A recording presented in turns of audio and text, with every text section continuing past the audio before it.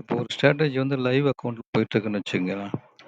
இப்போ அது universal exit ஆகுறதுக்கு முன்னாடி, நம்ம மேனுவலா எப்படி எக்ஸிட் பண்றோன்றத இதில பார்ப்போம். இப்போ அப்படியே ஃபிளாட் ட்ரேட்ல லைவ் அக்கவுண்ட் போயிட்டுருக்கு. லைவ் ட்ரேட் போயிட்டுருக்கு.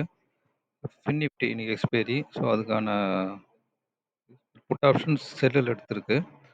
ஸோ இங்க பார்த்தீங்கன்னா தெரியும். ஃபர்ஸ்ட் பொசிஷன் வந்து செல் என்ட்ரி இருக்கு. ஆக்சுவலா இது ஹெட்ஜ் தான் போட்டிருக்கேன். இது ஹெட்ஜ் வந்து மேனுவலா போட்டேன் நானு. ஏன்னா இப்போ எக்ஸிட் பண்றது எப்படின்றத நம்ம பார்க்கணும். அதில இப்போ எட்ஜோட சேர்ந்து உள்ள ஒரு ஸ்ட்ராட்டஜிய நீங்க மேனுவல் எக்ஸிட் பண்ணக்கூடாது. எதுக்குன்னு கேட்டீங்கன்னா, இப்போ ஹெட்ஜ் எடுக்கிற ஸ்ட்ராட்டஜி எல்லாம் முதல்ல செல் பொசிஷன் தான் எக்ஸிட் ஆகணும். சரிங்களா? ஆனா இப்போ சப்போஸ் பை முதல்ல எக்ஸிட் ஆச்சுன்னா, அப்ப என்ன ஆகும்னு பார்த்தீங்கன்னா, உங்களுக்கு மார்ஜின் மார்ஜின் ஷார்ட் ஃபால் வந்துரும் உங்களுக்கு.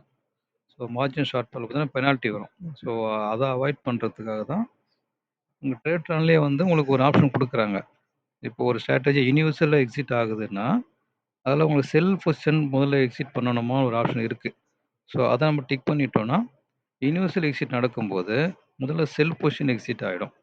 அதுக்கப்புறம் ஹெட்ஜ் பண்ணது எக்ஸிட் ஆகும். அதனால ஹெட்ஜ்டு பொசிஷன மேனுவல் எக்ஸிட் பண்ணக்கூடாது. அதுவா யுனிவர்சல் எக்ஸிட் ஆகுற வரைக்கும் விடணும் அதில. ஸோ இப்போ இதில வந்து செல் பொசிஷன் மட்டும் தான் இங்க வச்சிருக்கேன் இந்த ஸ்ட்ராட்டஜில. இப்போ அதனால இத மட்டும் எக்ஸிட் பண்றது எப்படின்னு பார்ப்போம். இப்போ இதில செட்டிங் போய் காட்டுறேன். எடிட் போனீங்கன்னா, யுனிவர்சல் எக்ஸிட் கண்டிஷன் குடுத்துருக்கேன். இதில 2 கண்டிஷன் இருக்கும். ஒண்ணு டைம் பேஸ்டு எக்ஸிட் உங்களுக்கு. சரிங்களா? 3:05க்கு எக்ஸிட் குடுத்துருக்கேன். அப்படி இல்லன்னு பார்த்தீங்கன்னா, ஸ்டாப் லாஸ் 1500 அந்த ரேஞ்ச் வரும்போதும் எக்ஸிட் ஆகணும். அப்படி இல்லன்னு பார்த்தீங்கன்னா, ப்ராஃபிட் பார்த்தீங்கன்னா 2000 வந்தாலும் எக்ஸிட் ஆகணும். ஸோ இந்த 3 கண்டிஷன்ல ஏதாவது ஒண்ணு வந்தா எக்ஸிட் ஆகணும். ஆனா இப்ப இதில 3ல நமக்கு எதுவுமே வரல. ஆனா நான் மேனுவல் எக்ஸிட் பண்ணணும். இப்போ சப்போஸ் நம்ம இருக்கிற ப்ராஃபிட்டோட எக்ஸிட் பண்ணணும் அப்படின்னும்போது, மேனுவல் எக்ஸிட் பண்றோம் நம்ம போயிட்டு. இங்க எக்ஸிட் ஆப்ஷன் காட்டுறாங்க இல்லையா? ஜஸ்ட் எக்ஸிட் பண்ண உடனே அங்க எக்ஸிட் ஆயிடும். இப்போ எக்ஸிட் கிளிக் பண்றேன். எக்ஸிட் கிளிக் பண்ணா கன்ஃபர்மேஷன் கேட்கும். சரிங்களா? ஸோ கன்ஃபார்ம் குடுக்குறேன். எக்ஸிட் ஆயிடுச்சு. ஸோ இப்போ எந்த டைம் எக்ஸிட் ஆயிருக்கு பாருங்க. 2:29:30 செகண்டுக்கு இங்க எக்ஸிட் காட்டுது. புரோக்கர் டெர்மினல்ல என்ன ஆயிரும்னு பார்ப்போம்.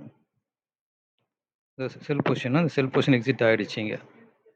ஸோ இது ஆர்டர்ல போய் பார்த்தீங்கன்னா, எப்போ எக்ஸிட் ஆச்சுன்றது தெரியும். 2:29:30 செகண்ட். ஸோ அதே சேம் டைம்ல இங்க நம்மளுக்கு எக்ஸிட் ஆயிடுச்சு. ஸோ இந்த மாரி தான் வந்து ஒரு ஸ்ட்ராட்டஜிய மேனுவலா எக்ஸிட் பண்றது, அங்க போய் பண்ணணும் நம்ம. இது சிம்பிள் தான் அது. ஸோ அகைன் திரும்ப வந்து நம்ம ரீஆக்டிவேட் பண்ணது ஆட்டோமேட்டிக்கா ரீஆக்டிவேட் ஆயிரும். ஸோ அது பர்ட்டிகுலர் டைம் குடுத்துருப்போம். ரீஆக்டிவேஷன் டைம் வந்து எத்தன ஹவர்ஸ்ன்னு கேட்டிருக்கும். அதில அட்வான்ஸ் செட்டிங்ல பண்ணிருப்போம். ஸோ ஆட்டோமேட்டிக்கா நெக்ஸ்ட் டேல அடுத்த டே எடுக்கும்.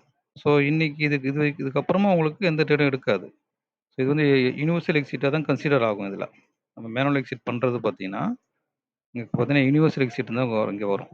ஸோ அது யுனிவர்சல் எக்ஸிட் தான் உங்களுக்கு கன்சிடர் ஆகும். அதனால இதுக்கப்புறம் ஃபர்தரா எந்த என்ட்ரியுமே எடுக்காது. அகைன் இந்த ஸ்ட்ராட்டஜி நெக்ஸ்ட் டேக்கு அகைன் திரும்ப ஆக்டிவேட் ஆயிடும். ஸோ ஒரு மேனுவலா ஒரு ஸ்ட்ராட்டஜிய எக்ஸிட் பண்ணணுன்றதுக்கு இதான் ப்ரொசீஜர்.